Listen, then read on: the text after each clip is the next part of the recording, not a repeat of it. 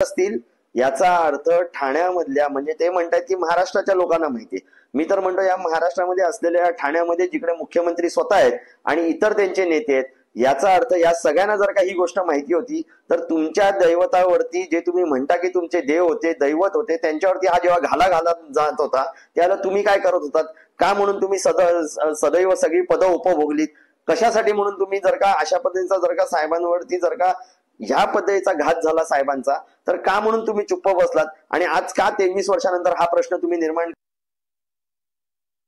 संजय शिरसाटेंनी नवीन गौप्यस्फोट केला आहे की दिघेंचं म्हणजे दिघेंना मारण्यात आलं होतं आणि सगळं ठाणे जाणतं याची चौकशी होत आहे। बिलकुल करावी कोणावर आरोप आहे ते स्पष्ट करावं आणि शिळाकडीला भूत आणण्याचा हा प्रकार मला असं वाटतं आहे। फक्त एवढंच सांगतो संजय शिरसाटांना दिघेंचा विचार घ्यायचा। दिघे कधी मुंबईहून ठाणे ठाण्याहून सुरत सुरतहून गुवाहाटी गुवाहाटीहून गोवा गोवाहून मुंबईला आले।